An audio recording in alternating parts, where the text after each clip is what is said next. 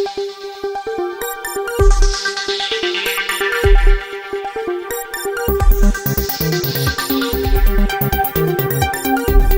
Judi 303 di tubuh Polri, Bagian 1.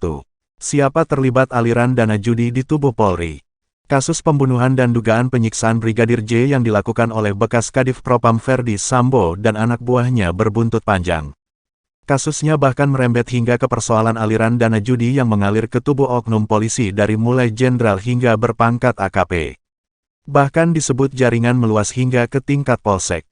Bahkan, publik beberapa hari terakhir ini dihebohkan di media soal dugaan jaringan dan rantai aliran dana dan skema backup praktik judi online, judi darat, narkoba hingga tambang ilegal.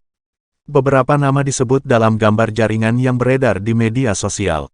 Setelah Richard Eliezer atau Baradae, Brigadir Ricky Rizal, Kuat Maruf dan Ferdi Sambo sendiri, terakhir kepolisian menetapkan istri Ferdi Sambo, yakni Putri Chandrawati sebagai tersangka baru dalam kasus ini. Meski sudah ada 5 tersangka, hingga kini kepolisian belum mengumumkan motif utama dari pembunuhan berencana terhadap Brigadir J. Satu persatu isu dan dugaan mengenai Ferdi Sambo bermunculan. Mulai dari isu nikah siri dirinya dengan seorang polisi wanita cantik AKP Rita Yuliana, dugaan penyimpangan orientasi seksual Ferdi Sambo, hingga dugaan adanya jaringan bisnis judi online dan narkoba di tubuh Polri.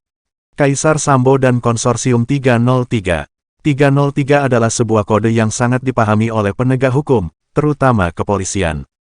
Kode tersebut mengacu pada praktik perjudian online. Dalam data grafis itu disebutkan kalau jaringan judi online di Indonesia semua bermuara pada Irjen Pol Ferdi Sambo.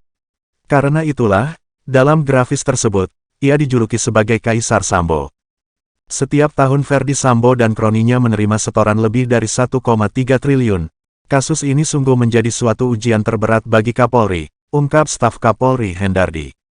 Namun di balik semua cobaan itu, tambah Hendardi, kasus kematian Brigadir J menjadi bahan evaluasi yang penting bagi institusi Polri. Kini Kapolri Jenderal Polisi Listio Sigit Prabowo didesak untuk melakukan bersih-bersih di tubuh Polri dan bisakah Kapolri memutus mata rantai jaringan pelindung bisnis haram judi, narkoba dan penyelundupan.